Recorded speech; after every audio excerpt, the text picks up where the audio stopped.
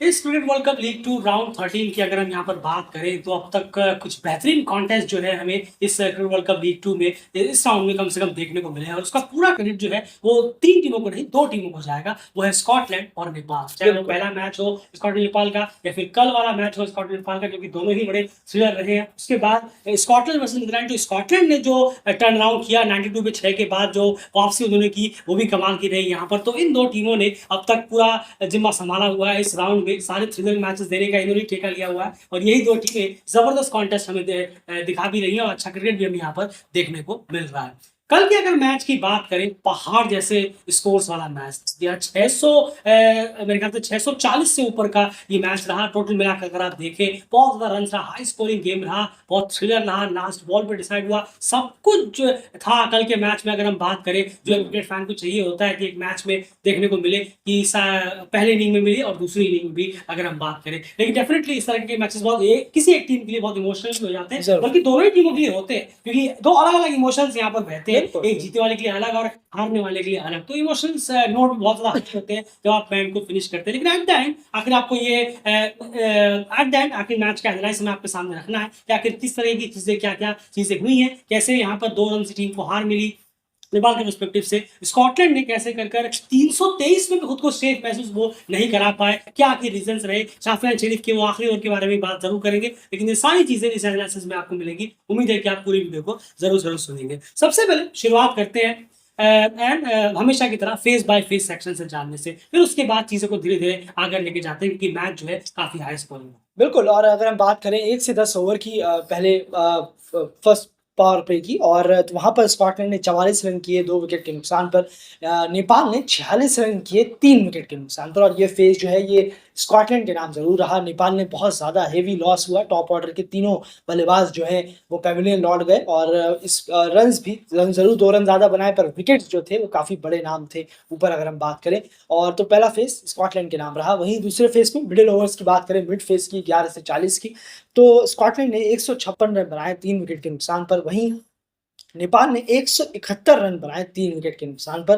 बहुत अच्छी वापसी यहाँ की इस फेज में। नेपाल इस फेज को जीतने में कामयाब रहा। मिड फेज को डेथ ओवर की बात करें, फाइनल ओवर की 41 से 50 की, तो यहाँ स्कॉटलैंड ने 123 रन बनाए 1 विकेट के नुकसान पर।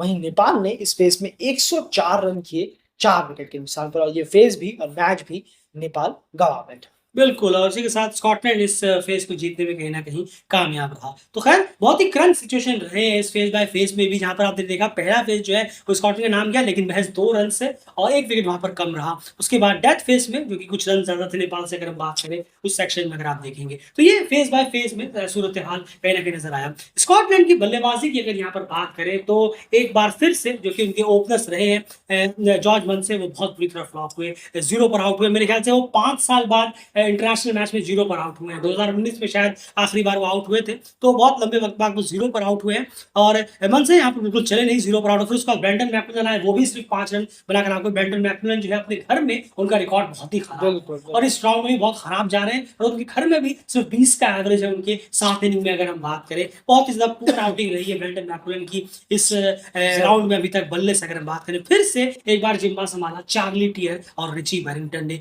चार्ली टियर ने 68 रन किए 65 गेंदों में, बहुत अच्छी लगातार दूसरी 50 उनकी नेपाल के खिलाफ। उसके बाद रिची बैरिंगटन ने शानदार कैप्टनसी इनिंग खेलते हुए यहाँ पर सेंचुरी लगाई। 114 गेंदें उन्होंने ली, 102 रन उन्होंने किए, 6 चौके लगाए, 4 सिक्सेस लगाए, 90 के आसपास का उनका स्ट्राइक रेट था। फिर उसके बाद फिनले मैकग्राथ और मैथ्यू क्रॉस रेस्पेक्टिवली बहुत जल्दी अपना विकेट वो बैठे, लेकिन उसके बाद फिर से माइकल लीस और मार्क वाट ने जो तेजी इस इनिंग में डाली वो कहीं ना कहीं बहुत बड़ा रीजन रही कि स्कॉटलैंड जो है एक बड़े स्कोर में तब्दील करने में यहाँ पर कामयाब है। ये हम स्कॉटलैंड के पर्सपेक्टिव से आपको समझा रहे हैं। 62 गेंदों में 96 रन, बहुत ही तेज। और लीस जब आते के साथ ही उन्होंने अटैकिंग अप्रोच शुरू कर दिया था और वो उसी का नतीजा में देखने को मिला कि उन्होंने आखिर फिनिश किया 155 रन की स्ट्राइक रेट से। वही मार्क वाट को जितनी गेंदें मिली उन्होंने वहीं से शुरू किया जहां उन्होंने नीदरलैंड के खिलाफ खत्म किया था पिछले मैच में। 9 गेंदों में 21 रन, और ये कितने क्रूशियल साबित हुई है एट द एंड जाकर। ये हम सब ने देखा कि 2 रन से टीम ने मैच जीता, और ये जो मार्क वाट के 9 पे 21 है ये कितने इफेक्टिव साबित हुए टीम को जितना ज्यादा हो सके उतना ज्यादा खींचने को लेकर। एंड स्कॉटलैंड की पार्टनरशिप चार्ट से ये चीज समझने की कोशिश करते हैं कि आखिर कहां कहां पर उन्होंने आकर किन किन विकेट्स के लिए पार्टनरशिप लगाकर इस स्कोर को इतना बड़ा वो लेकर। नहीं, ज़रूर देखिए, अगर हम पार्टनरशिप चार्ट में देखें तो तीसरे विकेट के लिए 94 रन की पार्टनरशिप हुई चार्ली डियर, रिची बैरिंगटन के बीच। उसके बाद सीधा हमें आकर दिखेंगे यहाँ छठे विकेट के लिए, जी हाँ, हाँ, बिल्कुल, छठे विकेट जी के हाँ। लिए यहाँ पर 125 रन की पार्टनरशिप बैरिंगटन और लीस के बीच में हुई है। ये लाजवाब पार्टनरशिप थी और रन्स भी काफ़ी अच्छे फ्लो में आ रहे तेज से थे। पार्टनरशिप। बिल्कुल, बहुत अच्छे फ्लो में आ रहे थे। बैरिंगटन सेट हो चुके थे, लीस आए थे, उन्होंने भी अपना जो एक एक एक तेज़ी से खेलने का जो एक एक उनका तरीका था कल का, वो उन्होंने शुरू से ही तेज़ स्ट्राइक रेट के साथ खेलते गए। वहीं पर फिर आखिर में 36 रनों की पार्टनरशिप हुई माइकल लीस और मार्क वाट के बीच में, जिसमें कि मार्क वाट ने कुछ शॉट दिखाए, सिक्सेस लगाए उन्होंने, वहीं माइकल लीस ने भी बाउंड्री को पार किया। तो ये पार्टनरशिप जो मेजरली रही है आपकी 94 रनों की, 125 रनों की और 36 रन। बिल्कुल, तो माइकल लीस की जहाँ तक बात करें, बहुत ही अटैकिंग अप्रोच रहा और ये 36 रन की पार्टनरशिप जो आप देख रहे हैं, ये कितनी क्रूशियल साबित हुई एट द एंड। ये वाक़ई, देखा है हमने, हाँ, बहुत इंपॉर्टेंट साबित हुई इसी पार्टनरशिप की अगर बात करें तो बात करें, 2 रन से कहीं न कहीं टीम जीतने में जो कामयाब रही है। वहीं माइकल लीस को एक जिम्मेदार भी मिला, जब वो 14 बिल्कुल, रन बिल्कुल। पर थे, उनका छूट गया, कैच छोड़ दिया गया, लेकिन डेफिनिटली वो उनके फेस में नहीं है, वो ज़रूर, ज़रूर। नेपाल के एरर्स में आएगा, उनके फेस में यहाँ पर नहीं है। अगर हम बात करें बॉलिंग यूनिट की तरफ चलते हैं, अगर नेपाल की अगर बात करें, 3 चीज़ें रही हैं इस बॉलिंग यूनिट में। सबसे पहला कि थोड़ी-सी बॉलिंग रोटेशन में यहाँ पर दिक्कत नज़र आई बिल्कुल। कप्तान की तरफ से, बॉलिंग रोटेशन थोड़ी खराब रही। उसके बाद अगर हम बात करें फील्डिंग जो है वो उतनी खासा नहीं रही, कैच ड्रॉप भी हुए, कुछ सिंगल्स को डबल्स भी दिया गया, फील्डिंग थोड़ी-सी खराब रही है और उसके बाद एक आध जो अंपायर डिसीजन है वो भी कहीं न कहीं बॉलर्स के अगेंस्ट ही ज़रूर, रहे हैं। ज़रूर। और ये अगर हम बात करें, अब सबसे पहले एंड शुरुआत अगर करें तो सबसे पहले बॉलिंग कार्ड आपके सामने यहाँ पर नज़र है एंड सबसे पहले हम ये चीज़ जानने की कोशिश करें जो 3 पॉइंट जो मैंने अभी आपके सामने रखे, सबसे पहले अगर आप देखें तो जी हाँ, बिल्कुल अंपायरिंग एरर जी हाँ, रहा, अंपायरिंग एरर से पहले बॉलिंग अ, बिल्कुल अगर हम देखें अब जिस तरीके से खैर अगर आप चलिए बात को थोड़ा आगे बढ़ाते हैं, बॉलिंग कार्ड पर चलते हैं, जब आप ज़रूर आइएगा, आप बताइएगा बीच में। लेकिन खैर अगर बॉलिंग की के लिहाज से देखें तो इतना सॉरी एंड बॉलिंग रोटेशन बिल्कुल, जी हाँ। 10 सेकंड पहले की बात दिमाग से निकल गई। बॉलिंग रोटेशन और उसके बाद अगर हम देखें अंपायरिंग एरर, अंपायरिंग एरर और पुअर फील्डिंग। जी हाँ। जी हाँ, चलिए शुरुआत करते हैं बॉलिंग रोटेशन से, बॉलिंग कार्ड आपके सामने। बिल्कुल, देखिए बॉलिंग रोटेशन की बात करें तो इरादा ठीक था। अगर मैं कहूँ कि रोहित पड़ल का शायद मेन बॉलर के साथ जाने का कि मेन बॉलर के साथ जाएँगे, लेकिन थोड़ा-सा स्मार्ट डिसीज़न यहाँ लेना पड़ता है। जी। आप कप्तान हैं, ये चीज़ें बहुत फ़ास्ट रिएक्ट वाली चीज़ें होती हैं कप्तान के लिए कि कब किसी दिन पर्टिकुलर डे में मुझे थोड़ा-सा अदर बॉलर्स का भी साथ चाहिए होता है और जब आपके बॉलर्स हेवी रनों के लिए जा रहे हों, तब ये चीज़ें यहाँ पर लागू होती हैं। जैसे कि हमें कल देखने को मिला कि नेपाल के जो बॉलर्स हैं, वो हेवी रन्स के लिए जा रहे हैं। जब भी आ रहे हैं, तो काफ़ी ज़्यादा रन्स खर्च कर रहे हैं। तो ये जो सिमिलर सेट ऑफ बॉलर्स आप लेकर चले हैं, उससे थोड़ा-सा किसी खास डे में, बैड डे में आपको थोड़ा-सा और जाना होता है, वरना आप उन्हें खिलाते क्यों हैं? जैसे गुलशन झा हुए, गुलशन झा को उन्हें ट्राई किया जा सकता बिल्कुल, है। उन्हें ओवर आप दे सकते थे। वो वहाँ पर आप ऑलराउंडर हैं, बैटिंग ऑलराउंडर वो मौजूद है वहाँ पर, ओवर करा सकते हैं। 3 से 4 ओवर उनको भी यहाँ मिलने चाहिए थे। ज़रूर डेलीगेट ज़रूर कहेगा ये, पर ये गलती रोहित पड़ल से ज़रूर हुई। आरिफ से आपने कराया, अच्छा किया, वहाँ से आपने कुछ ओवर निकाले। ऐसे ही कुछ आप गुलशन झा को देते तो और बेहतर होता। तो ये स्मार्ट डिसीज़न थोड़े-से लेने की ज़रूरत होती है। आप कुछ सेट बॉलर के साथ गए हैं, ये ठीक है, लेकिन हर डे सेट बॉलर के साथ जाना ये भी एक बेवकूफ़ी हो जाती है कप्तान के लिए। इसे स्मार्ट डिसीज़न में आप बदल देते, गुलशन झा को थोड़े से ले आते तो बेहतर होता। बिल्कुल सही कहा आपने और जब आप देख रहे हैं और फिर एक और चीज़ यहाँ पर ऐड ऑन हो जाती है, वो है पार्ट टाइमर्स। ये वो फेसेस होते हैं जहाँ पर पार्ट टाइमर जब आप गुलशन झा को लाते हैं, अगर वो भी इफेक्टिव नहीं हुए, तो आप एक आध ओवर के लिए किसी पार्ट टाइम बॉलर का यहाँ पर बिल्कुल। इस्तेमाल कर सकते थे। ये इम्पोर्टेंट, लेकिन एक आध ओवर के लिए जो पहले एक रूटीन बना लिया था 10-10 रन डलवा रहे हैं। 7-7 10-10 ओवर एक पार्ट टाइम डाला है, वो तो खैर बहुत ही बेवकूफ़ी थी, उसके एग्रीगेट के खिलाफ था, लेकिन तब आप इसको यूज़ कर सकते थे, जो कि डेफिनेटली थोड़ा-सा स्मार्ट डिसीजंस रोहित जी की हाँ, तरफ से बिल्कुल। नहीं लिए गए बॉलिंग रोटेशन पे अगर हम बात करें। वही एंड पुअर फील्डिंग की बात करें, ये भी एक बहुत बड़ा जिम्मा रहा बॉलर्स के हाथों, जहाँ पर अगर आप देखें कैचेस भी छोड़े गए, कुछ फील्डिंग मिसेस भी हुई, तो वो सब चीज़ें भी कहीं न कहीं बॉलर्स को और फ्रस्ट्रेट करती है, बिल्कुल जब वो करती एक हैं, बॉल जी की हाँ, तरफ जाते हैं ज़रूर। और उसके बाद उनका लाइन लेंथ बिगड़ता है, उसने भी बॉलिंग की इस खराब फिगर पे स्ट्राइक डाउन किया और फिर एट द एंड हम बात करें अगर अंपायरिंग एरर्स की, डेफिनेटली एक तो जो अंपायरिंग है जो डेफिनेटली वो बॉलर्स के अगेंस्ट गए, वो विकेट्स मिलने चाहिए थे, वो नहीं मिले। लेकिन फिर वही एट द एंड कि आज नेपाल इसके रिसीविंग एंड पे था। कई बार कई सारी टीमें, दूसरी टीमें रिसीविंग एंड पर इसकी होती है। और पिछले अभी कुछ दिनों में हमने एक अंपायरिंग क्रिकेट पोस्ट भी किया था, जो लास्ट बॉल पे जो वाइड दी गई थी उसकी शुरुआती हमने इससे की थी कि अभी बहुत ज्यादा एरिया ऑफ इंप्रूवमेंट की गुंजाइश है एसोसिएट अगर अंपायरिंग की बात करें। और उन्हीं में से एक मैच, इसको एग्जाम्पल को भी आप जोड़ सकते हैं, एक आध डिसीजन नेपाल के बॉलर्स के फेवर में जा सकता था जो गया नहीं। तो बॉलिंग का सूरत हाल ये रहा। एंड बाकी बॉलर्स काफी एक्सपेंसिव गए यहाँ पर, बहुत ज़्यादा एक्सपेंसिव गए हैं और आउटिंग इतनी अच्छी रही नहीं है। खुद अपने लेंथ से थोड़ा सा काफ़ी ज़्यादा गुड लेंथ के करीब बॉलें रखी है, फुल और गुड लेंथ के करीब, जबकि रहनी चाहिए थी गुड और थोड़ा सा शॉर्ट बॉल के करीब, जो पिछले मैच में हमें नेपाल की इनिंग के दौरान देखने को मिली थी।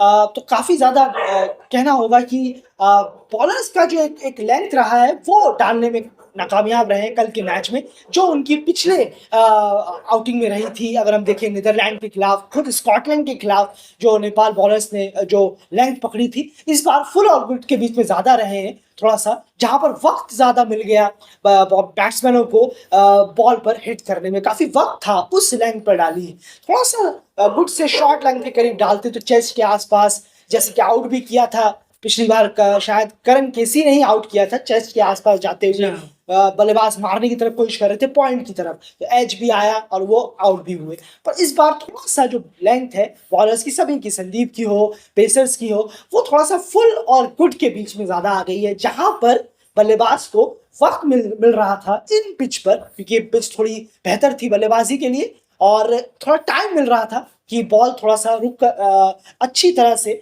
बल्लेबाज पढ़ पा रहे थे। थोड़ा सा और लेंथ को खींचते, थोड़ा सा और पीछे की तरफ डालते 6 से 7 मीटर के एरिया की तरफ, तो और ज्यादा बेहतर होता। बिल्कुल दीपेन सिंह ने बहुत क्रूशियल 2 विकेट्स यहाँ पर बिल्कुल। निकाले अपनी टीम के लिए, सही वक्त पर विकेट, जहाँ पर उनके जो मेन स्पिनर है संदीप लामिछाने ने, वो काफी एक्सपेंसिव गए, लगभग 70 रन उन्होंने खर्च कर डाले अपनी बॉलिंग में। यहाँ पर थोड़े सा अनफॉर्चुनेट भी रहे वो अपनी बॉलिंग की अगर हम बात करें। ये बॉलिंग का सूरत हाल रहा जो गलतियां यहाँ पर टीम से हुई है। उसके बाद बल्लेबाजी की तरफ अब यहाँ पर अगर आगे बढ़े नेपाल की बल्लेबाजी की तरफ, तो बल्लेबाजी कार्ड जो है वो यहाँ पर आपके सामने है। पहले नंबर्स वगैरह की जहां तक बात है, तो नंबर्स अगर हम देख लें तो कुछ इस प्रकार है। ओपनर्स जो है शुरुआत इतनी अच्छी मिली नहीं, कुशल गुरतेल 17 रन पर खेल जरूर रहे थे, लेकिन रन आउट, ये खराब मिसकम्युनिकेशन हुआ। एक देखिए ये चीज, दो चीजें हैं।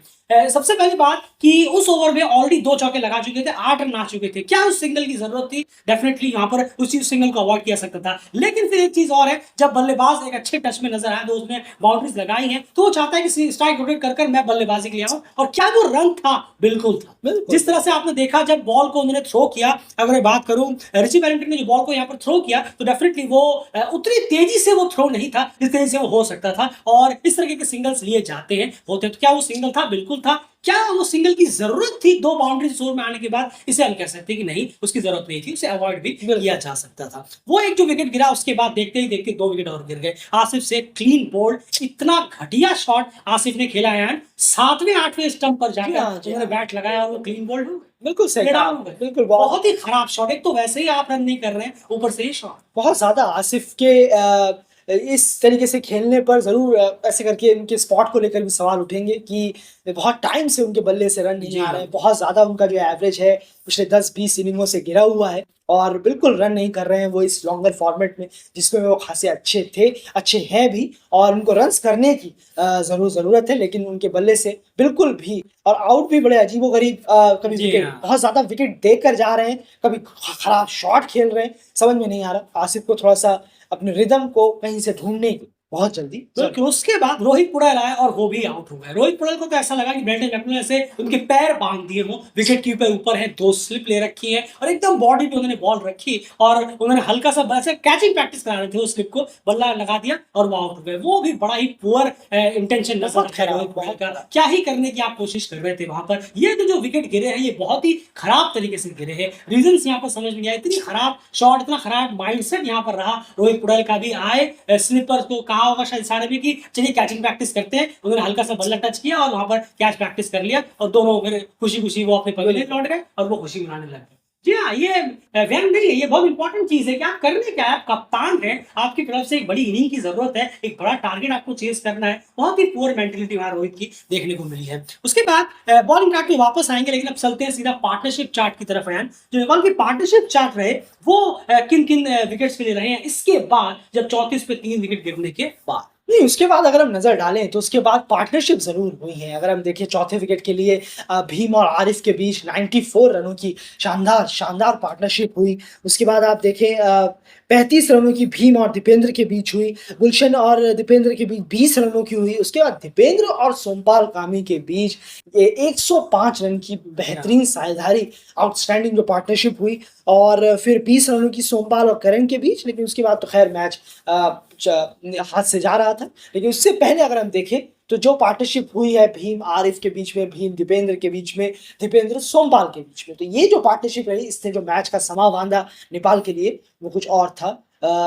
बहुत ज़्यादा कहाँ से कहाँ लाकर खड़ा कर दिया। बिल्कुल, इस तरह के बड़े चेंजेस में फिर से हम वही कहेंगे, सिर्फ 3 बेसिक चीज़ें होती हैं। सबसे पहले आपको एक शुरुआत अच्छी मिली हो, उसके बाद मिड में विकेट्स रोक लिए हो मिडल ऑर्डर के बल्लेबाजों ने, लेकिन रन रेट को फिर भी वो चेक इन करते जा रहे हो, इतना भी रन रेट ना बढ़ गया हो। और तीसरा, डेथ ओवर्स में आपकी अच्छी खासी अटैकिंग स्ट्रोक आपके रहे, ताकि आपके पास विकेट बचे और आप फिर अटैक करने के लिए वहाँ जा रहे हैं, वहाँ पर तेज़ी से रन्स करें। ये 3 चीज़ों में 2 चीज़ों पर नेपाल के जो प्लेयर्स हैं, उन्होंने बॉक्स लगाने में कामयाब रहे। एक और चार्ट अयान आपके सामने मैं प्रेज़ेंट करना चाहूँगा मैं, जो एक और दूसरा वाला चार्ट है यहाँ पर, ये वाला चार्ट। जी हाँ, ये चार्ट जो आप यहाँ पर देख रहे हैं, यहाँ पर आप क्लियर देख सकते हैं 34 पर 3 था नेपाल 7.1 ओवर में। उसके बाद 25 ओवर तक नेपाल के मिडिल ऑर्डर के बल्लेबाजों ने कोई विकेट नहीं गिरने दिया। इसी बीच में उन्होंने 96 रन बनाए और 110 रन गेंदें यहाँ पर खेली। ये बहुत इंपॉर्टेंट था। 34 पे 3 के बाद जरूरत थी कोई पार्टनरशिप कर थोड़ा सा मैच में जान डाले और कुछ बात के लिए छोड़े, और ये किया आरिफ और भीम ने बहुत ही इंपॉर्टेंट तरीके से। और रन रेट को भी गिरने नहीं दिया, 5 से ऊपर के रन रेट से उन्होंने यहाँ पर रन किए, 5.23 के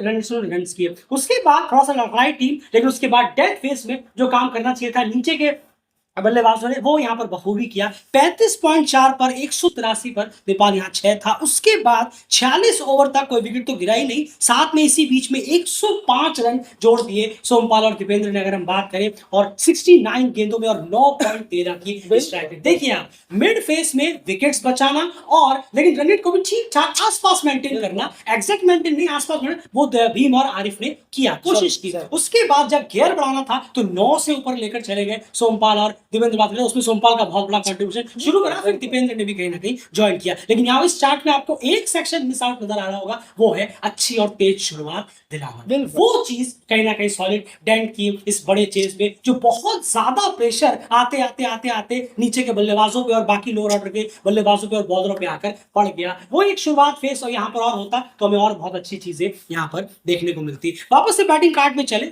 भीम ने 73 रन की 85 गेंदों में बहुत अच्छा, उनसे उम्मीद कर रहे थे हम कि वो कम से कम रन्स करें, यहाँ कर 73 रन किए, एक अच्छी इंपॉर्टेंट इनिंग की तरफ से निकल कर आए। आरिफ की बात करें, 55 गेंदों में 39 रन, थोड़ी इनिंग तेज हो सकती थी बाद में जाकर, लेकिन एक लंबी और थोड़ा सा लंबा जाते तो और थोड़ा सा बेहतर यहाँ पर हो सकता था। दीपेंद्र का सपोर्ट वो करते। दीपेंद्र सिंह एरी 56 रन किए 51 गेंदों में, ये आप कंसिस्टेंसी यहाँ पर आई है। पिछले मैच में अगर 34 या 38 किए थे, इसमें 56 किया। सबसे इंपॉर्टेंट होता है, देखिए जब आप किसी प्लेयर के बारे में थोड़ा सा उनको वो जब प्रेशर फील करते हैं, जब आपकी परफॉर्मेंस खराब हो तो क्रिटिसाइज करते हैं, तो डेफिनेटली उन्हें भी एट द एंड जाकर, और फिर होता है क्या, क्वेश्चन मल्ला को भी बाहर किया है। बिल्कुल एक्शन तो उन्होंने क्लियर देख लिया था कि क्या पता अगला नंबर मेरा ना हो। तो अंडर प्रेशर आकर जब आप किसी को क्रिटिसाइज करते हैं, जब वो प्रेशर में है, तो डेफिनेटली उनकी तरफ से अब एक सेंसिबल और रिस्पांसिबल इनिंग निकल कर आई, ये बहुत इंपॉर्टेंट रही है। पिछले मैच में उन्होंने एक अच्छी इनिंग खेली, इस मैच में अच्छी इनिंग खेली, और इस इनिंग में एक बहुत इंपॉर्टेंट खास बात रही है, उनके पाई चार्ट से जानने की कोशिश करते हैं, समझाने की कोशिश करेंगे आप उनके पाई चार्ट से। बिल्कुल, और अगर हम उनके पाई चार्ट को देखें, जी हाँ, तो स्ट्राइक रोटेशन की बात करें तो 86% उनका स्ट्राइक रोटेशन कमाल का रहा है। और बाउंड्रीज में सिर्फ 14% यहाँ पर अगर हम देखें, उन बाउंड्रीज के सहारे वो रहे हैं, लेकिन कमाल का उनका रहा है कि दौड़ लगा के रनिंग बिटवीन द विकेट जो उनकी शानदार रही है, बहुत काबिल। सोमपाल के साथ खूब दोनों मिलकर दौड़ लगा वाकई में। उसके बाद अगर हम देखें शॉट सिलेक्शन, अगर हम उनका देखें तो बैलेंस शॉट जो है वो 90% रहा है, और थोड़ा सा जो फैबल शॉट शॉट यानी कि जो थोड़ा-सा उठाकर मारने की कोशिश खराब शॉट मारने की कोशिश की, फॉल्स शॉट की जहाँ तक बात, जी हाँ, फॉल्स शॉट की वो 15% है। नहीं 10% 10% माफ़ कीजिएगा 10 जी हाँ, 90 और 10 100 हो गए, इससे आगे क्या होगा? तो 10% फॉल शॉट परसेंटेज रहा है और 90% जो है वो बैलेंस शॉट रहे हैं। बहुत अच्छी इनिंग खेली बहुत वो कंट्रोल्ड इनिंग 51 बॉलों से ही दर्शाया जा रहा है कि किस तरीके की इनिंग रही है। आराम से बिल्डअप किया तो बहुत बेहतरीन रहे कुछ दीपेंद्र, जो उन्होंने बहुत ट्राई किया, कोशिश ज़रूर की। बिल्कुल, तो ये कहीं न कहीं रहा जाके बहुत ही कंट्रोल्ड इनिंग उनकी तरफ से कहीं न कहीं यहाँ पर हमें देखने को मिली है। बैटिंग कार्ड की वापस बात करें उसके बाद सोमपाल कामी ने 67 44 गेंदों में वाक़ई, कमाल की वाक़ई, इनिंग ये तो रही है। बिल्कुल ही इन्होंने जो गेयरअप आके डाला मैच में आते ही इन्होंने अटैक किया, एग्रेसिव अप्रोच से ब्रेंडन मैकलम पे जो इन्होंने बैक टू बैक 2 सिक्सेस लगाए, वहाँ से जबरदस्त गेम फिर चेंज भी हुआ और अटैकिंग अप्रोच इनका रहा 152 की स्ट्राइक रेट से कमाल की इनिंग है। जो माइकल लीज करने में कामयाब रहे अपनी टीम के लिए, वो कुछ हद तक सोमपाल कामी ने करने की यहाँ पर कोशिश की। फिर उसके बाद करण ने 10 गेंदों में 17 किए, लेकिन at the end Lalit Rajvanshi जो है मिस आउट कर गए और 2 रन से टीम को हार का सामना करना पड़ा। इसी बीच में ये जो लास्ट में जो फेसेस रहे हैं, इसी बीच में 2 ऐसी जगहें रही डेविड जरूर पॉइंट आउट करना चाहेगा जहां पर थोड़ी-सी गेम अवेयरनेस की दिक्कत यहां पर देखने को हमें ज़रूर मिली। हालाँकि बहुत अच्छी इनिंग्स रही, जितना खींचना सकता था वो खींचा टीम ने, लेकिन उसके बावजूद भी 2 ऐसे एरियाज़ रहे एंड एक छोटा-सा और नंबर्स है, यहाँ पर मैं लेके आपके सामने आना चाहूँगा। ये वाले अगर नंबर्स की मैं बात करूँ यहाँ पर ओवरऑल एक और दूसरा वाला चार्ट है यहाँ पर ये वाला। जी हाँ, इस चार्ट की अगर हम यहाँ पर बात करें तो यहाँ पर आप देखेंगे 13 गेंदों में 16 रन चाहिए थे जब सोमपाल कामी बैटिंग कर रहे थे, वहां पर वो एक और बड़े स्ट्रोक के लिए गए। होता है कभी-कभी जब आप स्ट्रोक लेकर आप रिक्वायरमेंट को नीचे ले आते हैं तो थोड़ा-सा सेंसिबल क्रिकेट यहाँ पर हम आपसे एक्सपेक्ट कर सकते हैं। 13 गेंदों में 16 आपको बहुत बड़े-बड़े हिटों की जरूरत नहीं है। जब 3 आपने किया, यहाँ पर सिंगल लेकर वो स्ट्राइक आउट करके अपने पास रख सकते थे। क्यों? क्योंकि उन्हें पता था कि अब आने वाले बल्लेबाजों में इतने ज्यादा बल्लेबाज बचे नहीं है। बिल्कुल। करण है, संदीप है, ललित है, इतना ज्यादा प्रॉमिसिंग नेम्स नहीं है एक करण के अलावा। और करण भी ऐसा नहीं है कि कंसिस्टेंसी से करते ही रहते हैं, कभी कभार करते हैं लेकिन उसके बाद नहीं करते, लेकिन फिर भी ये थोड़ा सोचने वाली बात है। यहाँ पर गेम अवेयरनेस सोमपाल ने नहीं दिखाई। उसके बाद लास्ट ओवर में आपको याद होगा करण जब बल्लेबाजी कर रहे थे, 4 गेंदों में 5 रन चाहिए थे, वहां पर वो भी स्ट्रोक के लिए गए, एक हवाई फायर करने के लिए गए, तेज उठाकर मारने के लिए गए और वहां पर उन्होंने अपना विकेट गंवा दिया। उनको तो और सोचना चाहिए था कि अब मेरे आने के बाद ललित सिर्फ बचे जिनको बल्लेबाजी बिल्कुल नहीं, वो बिल्कुल बल्लेबाजी नहीं कर पाते। 4 गेंदों में 5 रन आपको चौथी ही गेंद पर माफ कीजिएगा तीसरी ही गेंद पर उठाकर मारने की जरूरत नहीं है। जब तक आप इसे डीप लेकर जाते, 2 गेंदों में 3 रन या 2 गेंदों में 2 रन ऐसा बचता, तब आप ट्राई करने की कोशिश कर सकते थे। 4 गेंदों में 5 रन, आपको स्ट्रोक की जरूरत ही नहीं, आपको सिर्फ लास्ट तक लेकर जाना था इस गेम को और एक गेंद आने से पहले इस गेम को फिनिश करना था। ये 2 जगह जहां पर गेम अवेयरनेस थोड़ी सी दिखा सकते थे, सोमपाल और करण नहीं दिखा पाए। लेकिन इसका मतलब ये नहीं कि मैच भी उन्होंने खींचा, सोमपाल ने इनिंग के लिए वो काबिल तारीफ है, लेकिन उसके साथ साथ ये गलती भी वो एट द एंड कर गए जो हम नजरअंदाज नहीं कर सकते। ये पूरा सूरत हाल रहा अगर हम बात करें चेस का। और एट द एंड एक ओवर में 7 रन चाहिए थे। ललित राजवंशी को लग ही रहा था, जैसे हम और आप भी बात कर रहे थे कि ललित जो है अगर वो स्ट्राइक पर रहते तो दिक्कत हो जाएगा मामला, और वही हुआ। नहीं, बिल्कुल सही कहा है आपने। और मैच एक्चुअली में अगर आप देखें कुशल भुरतेल, आसिफ शेख, रोहित पुड़ैल और गुलशन झा, इनके लिए भी काफी ज्यादा जो जिम्मेदार हैं ये बिल्कुल सही कहा। गुलशन झा भी बहुत ज्यादा जल्दबाजी में चले। बिल्कुल बहुत ज्यादा छक्का मारने की कोशिश में चले गए, वहां थोड़ा पार्टनरशिप कर सकते थे। आप बल्लेबाज हैं, आप लोगों को तरीके मालूम है रन बनाने के, बजाय सोमपाल और करण के उनसे बेहतर मालूम है आपको कि आप रन कैसे निकालने हैं। सोमपाल पुराने होते जा रहे हैं तो उन्हें मालूम हो रहा है कि कैसे रन करने हैं। लेकिन दूसरी 50 है स्कॉटलैंड। बिल्कुल सही कहा आपने, वो पुराने हो रहे हैं इसलिए उन्हें आइडिया है कि कैसे रन बनाए जाते हैं ओडीआई में। लेकिन आप लोग बल्लेबाज हैं, आप लोगों को तरीके मालूम है, आपको और लंबा जाना है। जिस तरीके से गुलशन ने विकेट दिया वो बहुत खराब था। और ये जो गुलशन ने जो विकेट दिया उसे हम हीरोगिरी कहते हैं। बिल्कुल सही कहा आपने। जी हाँ, फालतू की हीरोगिरी, मैं हो जाएगा पार, ये लो पार कर दिया। ये इज्जत जो बचाई है वो सोमपाल करण बाकी दीपेंद्र इन लोगों से बचाई। जी हाँ, बहुत अच्छा खेले वो लोग, तो वो जो बाकी साथी प्लेयर्स थे। पर ये 4 नाम बिल्कुल इन्होंने ये जरूर बल्लेबाजी में जरूर जिम्मेदार हैं। बॉलर्स ने भी काफी खराब बॉलिंग जरूर कराई।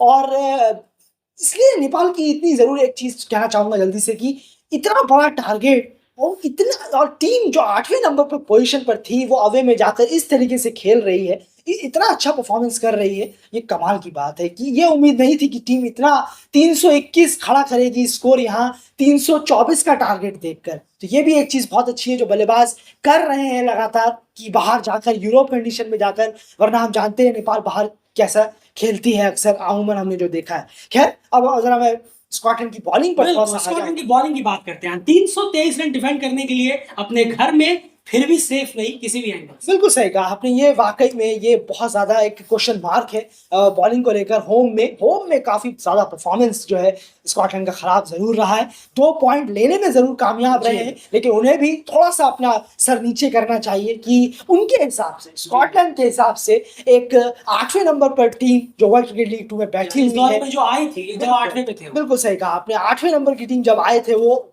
यहाँ आकर पहले 297 जी। चेस करती है और फिर 324 ऑलमोस्ट चेस कर लेती है एक 8वें नंबर की वर्ल्ड क्रिकेट लीग टीम 2 की टीम, जिसका रिकॉर्ड अवे में बिल्कुल पुअर है। उनके बल्लेबाज रैश शॉट से भरे हुए शॉट्स खेलते हैं।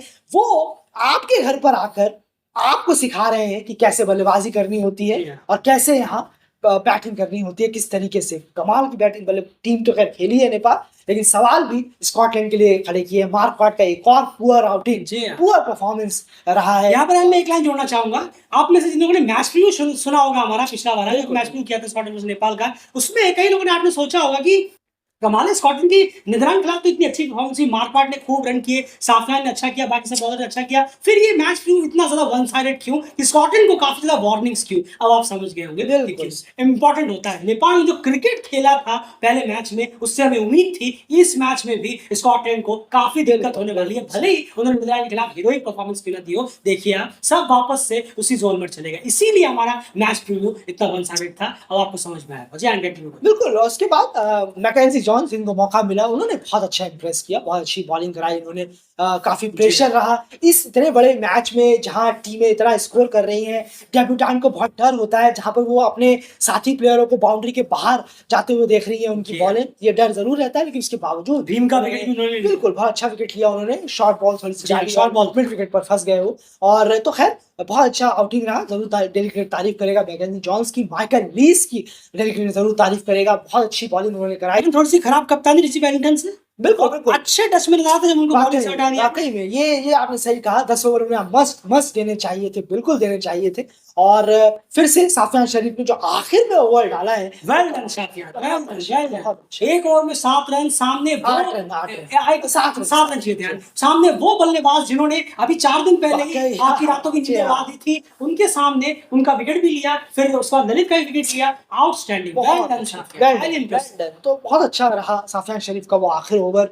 और उसके बाद लेकिन साथी बॉलर्स का बहुत पुअर आउटिंग रहा है, चाहे आप चार्ली सेक्सन को कहें, मैकुलन को कहें, और एक्सपीरियंस मार्क वाट हो गए हैं। वो लगातार डिसअपॉइंट कर रहे हैं नेपाल के मैचेस। बिल्कुल। तो ये सूरत हाल रहा जहां पर एट द एंड 2 रन से बहुत ही अनफॉर्चुनेट, ललित बहुत अफसोस कर रहे थे। बिल्कुल, उनका सर बिल्कुल। नीचे था, होना भी चाहिए, उनसे बहुत उम्मीदें थी सबको, लेकिन एट द एंड वो आपकी जिम्मेदारी नहीं थी। और बहुत जिनकी जिम्मेदारी थी उसके बारे में हम बात ऑलरेडी कर चुके थे। वो हो जाता है। अभी वही बल्ला एज लग जाता, जी हाँ, बाउंड्री से जाता, तो आप दौड़ते हुए आते और सब खुशी से पागल हो जाते। डेफिनेटली ललित पे यहाँ पर कोई चीज नहीं बनती, हो जाता है, चीजें हो जाती है इस तरह की। लेकिन एट द एंड इस कुछ ही हार होती है जिन पे आप प्राउड कर सकते हैं। बिल्कुल, ये वो हार है। बिल्कुल सही। Nepal should be proud of this loss. अगर हम बात करें बिल्कुल, इसी स्टेटमेंट के साथ इस वीडियो को एनालिसिस को फिनिश करते हैं। वेल डन, बहुत अच्छी फाइट, बहुत ही सॉलिड परफॉर्मेंस दी, लेकिन जो गलतियां हुई हैं वो गलतियां हमने आपको इस वीडियो में बता दी। फिलहाल इस वीडियो में इतना ही, लेकिन 2 इंपॉर्टेंट पॉइंट स्कॉटलैंड कलेक्ट करने में कामयाब रहा, ये भी नजरअंदाज नहीं कर सकते।